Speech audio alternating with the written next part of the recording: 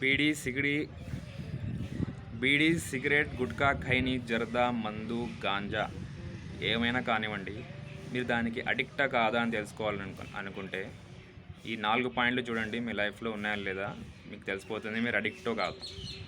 First point craving అనమాట. ఎప్పుడు చూసినా మీకు ఎలా మందు తీసుకురావాలా, మందు తాగాలా అన్న క్రేవింగ్ ఉంటుంది, లేదా సిగరెట్ తాగాలా అని క్రేవింగ్ వస్తూ ఉంటుంది అనమాట. ఎప్పుడు సిగరెట్ తాగుదాము, ఎప్పుడు గాంజా కొడదాము అని క్రేవింగ్ ఉంటుంది. నెక్స్ట్ వచ్చేసి టాలరెన్స్ అనమాట. ఫస్ట్ కొంచెం తీసుకుంటుంటే మీరు దానికి ఎఫెక్ట్ వస్తూ ఉంటుంది, కానీ ఎట్లయితే టైం పోతుందో ఆ క్వాంటిటీ అనేది మీకు ప్లెజర్ కానీ రిలాక్సేషన్ ఇవ్వదనమాట. సో మీకు ఏమవుతుంది, క్వాంటిటీ పెంచాల్సి వస్తుందన్నమాట. సో ఇలాగ టైం గడిచే కొద్దీ మీ ఆల్కహాల్ కానివ్వండి, సిగరెట్ కానివ్వండి, సిగరెట్ అయితే కౌంట్ పెరుగుతూ పోతుంది, ఆల్కహాల్ క్వాంటిటీ పెరుగుతూ పోతుంది అనమాట.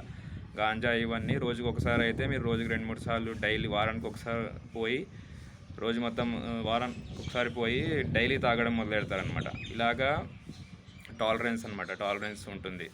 సేలియన్స్ అంటే ఎప్పుడు చూసినా ప్రీ ఆక్యుపేషన్ అనమాట. రోజంతా దాని గురించే ఆలోచనలు వస్తూ ఉంటాయన్నమాట. ఎలా దాన్ని తీసుకురావాలా, దానికోసం ఎలా డబ్బులు అరేంజ్ చేయాలా, ఎక్కడ దొరుకుతుంది, ఎక్కడ తాగాలా, ఇదే ఉంటుంది అన్నమాట మైండ్లో.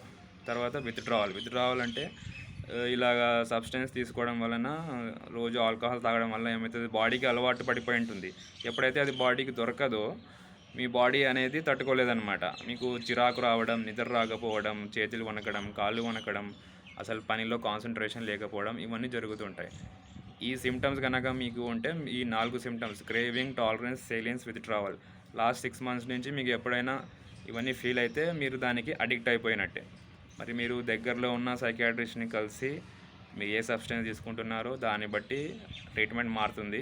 దానికి మీరు ట్రీట్మెంట్ తీసుకొని మీ లైఫ్ని ఏ సబ్స్టెన్స్ లేకుండా హైలో బతకచ్చు అనమాట. Thanks for watching. Please subscribe, like, share, comment.